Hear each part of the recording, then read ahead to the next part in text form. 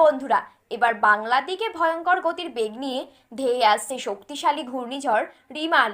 এই ঘূর্ণিঝড়ের প্রভাবে বাংলার উপকূলবর্তী জেলাগুলিতে তৈরি হতে পারে বন্যার পরিস্থিতি, কারণ ঘূর্ণিঝড়টি সুপার সাইক্লোনে পরিণত হতে পারে, যার ফলে ঘন্টায় প্রায় 150 থেকে 200 কিলোমিটার গতিবেগে বইতে পারে দমকা ঝড়ো হাওয়া।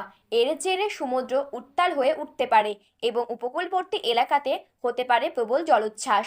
এছাড়া 4 থেকে 5 দিন পর্যন্ত ঘূর্ণিঝড় ও নিম্নচাপের জোড়া ফলা সমগ্র বাংলা জুড়ে হতে পারে ভারী থেকে অতি ভারী বৃষ্টিপাত।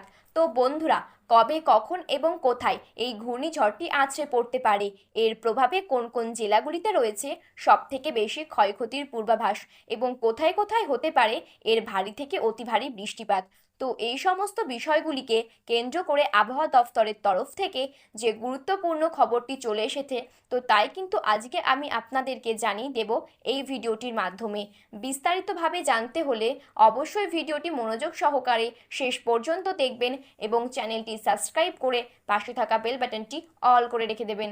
তাহলে চলুন ভিডিওটি শুরু করা যাক। দক্ষিণ পূর্ব বঙ্গোপসাগরের কাছে একটি ঘূর্ণাবর্ত অবস্থান করেছে, যা কিনা সময়ের সাথে সাথে প্রবল শক্তি সঞ্চয় করেছে। আবহাওয়াবিদদের মতে 25 তারিখের আগেই এই ঘূর্ণাবর্তটি গভীর থেকে অতি গভীর নিম্নচাপে পরিণত হবে এবং 26শে মের মধ্যে তা কিন্তু ঘূর্ণিঝড় রূপে পশ্চিমবঙ্গ নয়তো বাংলাদেশের উপকূলবর্তী এলাকায় আছড়ে পড়তে পারে। ঝড়ের কারণে পুরো দক্ষিণবঙ্গ জুড়ে ভারী থেকে অতি ভারী বৃষ্টির পূর্বাভাস রয়েছে, তবে ঘূর্ণিঝড়টি তার দিক পরিবর্তন করে বাংলাদেশের দিকে ধেয়ে আসতে পারে। তবে অনেকের আশঙ্কা, ঘূর্ণিঝড়টি পশ্চিমবঙ্গের দিক থেকে সরে গিয়ে বাংলাদেশ উপকূলে আছড়ে পড়তে পারে, তাই পশ্চিমবঙ্গ ও বাংলাদেশ উভয়কেই সতর্ক থাকার নির্দেশ দেওয়া হয়েছে।